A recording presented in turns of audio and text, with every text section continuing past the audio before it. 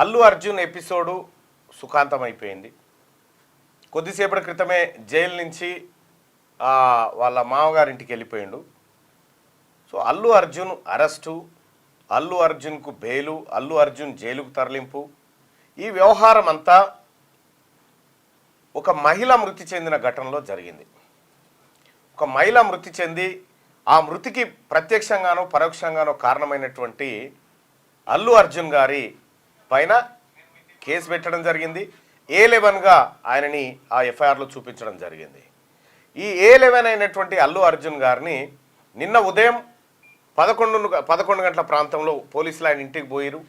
ఆయన ఇంటికి పోయేటువంటి సమయంలో ఆయన స్విమ్మింగ్ పూల్లో ఈత కొడుతున్నటువంటి సమయంలో ఆయనని అరెస్ట్ చేస్తున్నామని చెప్పి తీసుకురావడం జరిగింది.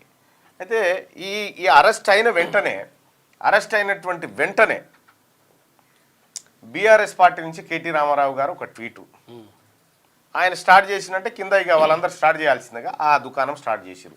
ఆయన అరెస్ట్ చేస్తారా, సమయం అన్ని ఇయ్యరా, అట్లా ఇంటికి పోయి గుంజుకొస్తారా అనేటువంటి డైలాగులు కొడతా ఉంటే బీఆర్ఎస్ పార్టీకి సూటబుల్ అయ్యేటువంటి కాదు. ఇప్పుడున్నటువంటి ముఖ్యమంత్రి రేవంత్ రెడ్డి గారిని బెడ్రూమ్లోకి పోయి నైట్ పాయింట్ మీద టీషర్ట్ మీద పట్టుకొచ్చినటువంటి చరిత్ర బీఆర్ఎస్ పార్టీకి ఉంది. ఇదే బీఆర్ఎస్ పార్టీ నాయకులు మీద లైవ్లు ఉంటే గుంజుకపోయినటువంటి పరిస్థితి ఉంది. అక్కడ కోదండరామ్ సార్ ఇట్లా కోదండరామ్ సార్ ఇంటి దర్వాజాలు బలగొట్టి తీసుకుపోయినటువంటి చరిత్రకారులు బీఆర్ఎస్ పార్టీ నాయకులు. సిగ్గు లేకుండా బండి సంజయ్ని రేలింగ్ కట్ చేసి గ్యాస్ కట్టర్లు పెట్టి కట్ చేసి ఎత్తుకపోయిన చరిత్ర. సిగ్గు లేకుండా మీరు చెప్తారా? ఎఫ్ఐఆర్ ఎప్పుడు నమోదైంది? సంధ్యా థియేటర్లో ఘటన ఎప్పుడు జరిగింది? ఎప్పుడు రిలీజ్ అయింది ఆ సినిమా? 4వ తారీఖు నాడు రాత్రి 9 గంటల 4వ తారీఖు రోజు అర్ధరాత్రి ఆ ఘటన జరిగితే 5వ తారీఖు నాడు 5వ తారీఖు 6వ తారీఖు ఎఫ్ఐఆర్ నమోదైంది. అప్పటి నుంచి 13వ తారీఖు దాకా ఇన్ని రోజుల గ్యాప్లో ఇది అప్పుడే పెట్టిరు కదా అల్లు అర్జున్ గారి పేరు, అప్పుడే పెట్టిరు. దాని ద్వారా ఇంకా వీళ్ళే అందరూ రేపు పొద్దుగాల అల్లు అర్జున్ కాబట్టి వదిలిపెట్టిరు, ఆయన పట్టించుకుంటలేరని వీళ్ళే పోనీ ఆయనని A1 కూడా పెట్టలే. మళ్ళా A11 పెడితే అందులో A1, A2, A7 వీళ్ళని అరెస్ట్ చేసిరు. ఇంకొంతమంది అబ్స్కాండింగ్లో ఉన్నారు. అల్లు అర్జున్ గారిని నిన్న అరెస్ట్ చేశారు. అరెస్ట్ చేసి కోర్టులో ప్రొడ్యూస్ చేసిరు. జ్యుడిషియల్ కస్టడీ కింద 14 రోజులు చెంచల్గూడ జైలుకు పంపించడం జరిగింది. సో సైమల్టేనియస్గా అటు భారత న్యాయ చరిత్రలో కొన్ని కొత్త తీర్పులు, కొత్త విధానాలు మనం అప్పుడప్పుడు చూస్తూ ఉంటాం. న్యాయ వ్యవస్థ కూడా చాలా పకడ్బందీగా ఆ ప్రజాస్వామ్యాన్ని కాపాడే పనిలో ఉంటుంది. ఇక్కడ న్యాయ వ్యవస్థ అల్లు అర్జున్ గారికి జీవించే హక్కు ఉందని చెప్పి నిన్న చెప్పింది. అల్లు అర్జున్ గారికి జీవించే హక్కు ఉంది, కానీ ఆ మహిళకు చనిపోయే హక్కు ఉన్నది. ఆ పిల్లగానికి అస్వస్థతకు గురయ్యేటువంటి హక్కు ఉందా? ఇప్పుడు ఒక అల్లు అర్జున్ గారికే జీవించే హక్కు ఇక ఎవరికి లేదు. జానీ మాస్టర్కు జీవించే హక్కు లేదు, ఇంకెవరికి లేదు అనే రీతిలో చర్చ జరిగింది నిన్న రాష్ట్రంలో. సరే, హైకోర్టుకు ఉన్నటువంటి పవర్స్ ఆధారంగా క్వాష్ పిటిషన్ను మధ్యాంతర బెయిల్గా మలిసి బెయిల్ ఇచ్చి ఇమీడియట్గా రిలీజ్ చేసేటువంటి ఒక ఆదేశాలను గౌరవ న్యాయస్థానం ఇచ్చింది. న్యాయస్థానాన్ని గౌరవించాల్సిందే. న్యాయస్థానం ఇచ్చినటువంటి తీర్పును మాత్రం ఒక్కసారి సమీక్షించాలి మనం. ఎందుకంటే సగటు భారతదేశ పౌరుడిగా సుప్రీంకోర్టు కూడా తీర్పులను సమీక్షించి తీర్పులపైన విమర్శ, సద్విమర్శలు చేసే అవకాశం ఈ దేశ ప్రజలకు ఉందని చెప్పి సుప్రీంకోర్టు చెప్పినటువంటి నేపథ్యంలో ఇప్పుడు ఆ ప్లేస్లో ఇప్పుడు అల్లు అర్జున్ గారు కేసులో ఉన్నారు, మహిళ చనిపోయింది. ఒకవేళ అట్లా జరగకూడదు, కానీ అల్లు అర్జున్ గారే ఆ తొక్కిసలాట మృతి అంతే ఈ బెయిల్ దొరికేదా? ఒక హీరోనే, ఒక సెలబ్రిటీ లేకపోతే ఇంకెవరన్నా పొలిటీషియన్స్ తొక్కిసలాటలో చనిపోతే వాళ్ళకు దొరికేదేనా? వాళ్ళకు జీవించే హక్కుల గురించి మనం మాట్లాడేటువంటి అవకాశం ఉండేదా? అప్పుడు దొరికేదా సామాన్యులకి అనేది ఆత్మవిమర్శ చేసుకుంటే బాగుంటుంది. రెండోది, అల్లు అర్జున్ గారు తీసుకుపోయి ఆయనను మొత్తం ఉరిశిక్ష విధించాలని ఎవరు చెప్తాడు? చట్టం తన పని తాను చేసుకుంటూ పోయింది. ముఖ్యమంత్రి గారికి రేవంత్ రెడ్డి గారికి ఏం సంబంధం అండి? రేవంత్ రెడ్డి గారికి అల్లు అర్జున్ గారినట రేవంత్ రెడ్డి గారు అరెస్ట్ చేయించిండు అని చెప్పి చెప్తా ఉన్నారు సిగ్గు లేకుండా. ఏం అవసరమైన నిజంగా మీ పరిపాలననే మేము కంటిన్యూ చేసినంటే వెళ్తాడా అల్లు అర్జున్ వాళ్ళకేని? వెళ్ళగలుగుతాడా వాళ్ళకేని? ఒకవేళ నిజంగానే అనుకుంటే వెళ్తుంటో కేసు అసాంఘిక కార్యకలాపాలకు అనైతిక విధానాలకు కాంగ్రెస్ పార్టీ ప్రభుత్వం దిగితే గనక సాధ్యమేనా అది? అసలు అక్కడ మహిళ చనిపోయింది, చనిపోయినటువంటి మహిళ మృతదేహం ఉంది, ఆ మహిళ కొడుకు ఇప్పటికీ ఐసీయూలో ఉన్నాడు. అక్కడికి అల్లు అర్జున్ రాకపోతే ఈ ఘటన జరిగేదే కాదు. ప్రపంచవ్యాప్తంగా విడుదలైతే ఎక్కడ కాలేదు. అల్లు అర్జున్ గారికి తిరిగే స్వేచ్ఛ ఉంది, కాదంటలేం, తిరగాల్సిందే. కానీ బాధ్యత కూడా ఉంది, ఒక బాధ్యత కూడా ఉంది. తను పోవడం వల్ల ఏం జరుగుతుంది అనేటువంటి ఒక బాధ్యత కూడా ఉంటుంది. ఇక్కడ ఆ మహిళ చనిపోయింది, ప్రత్యక్షంగానో పరోక్షంగానో అల్లు అర్జున్ అక్కడికి రాక కారణం అనేది పోలీసులు ఎఫ్ఐఆర్లో నమోదు చేసిరు, రిమాండ్ రిపోర్ట్లో కూడా అదే చెప్పారు.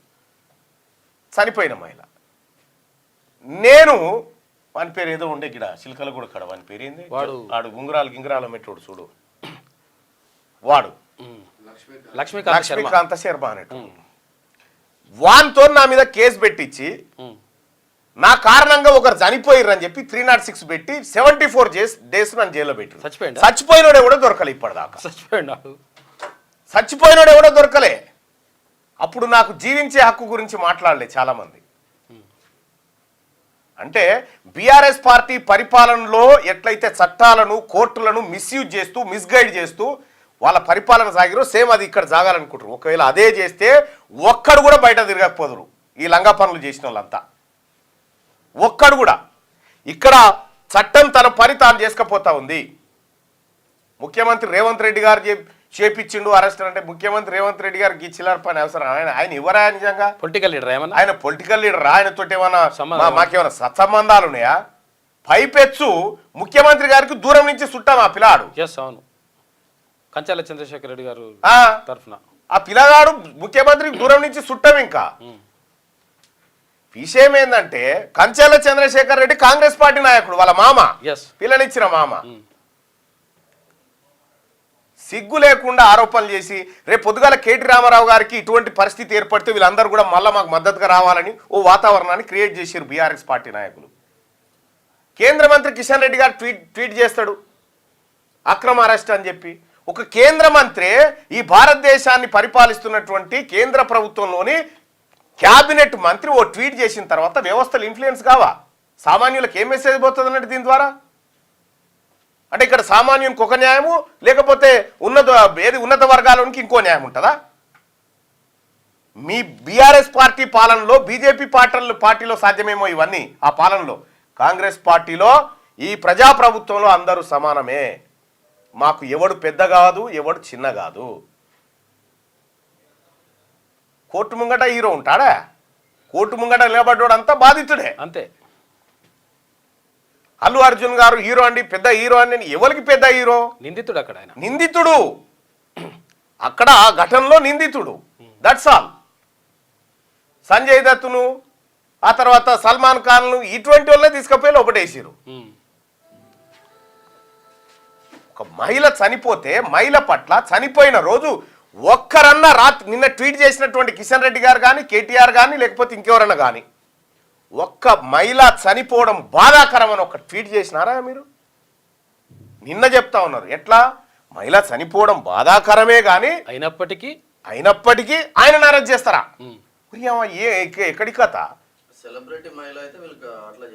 వాళ్ళ ఇంటి వాళ్ళ ఆడబిడ్డ చచ్చిపోతే వాళ్ళకి తెలిసేది.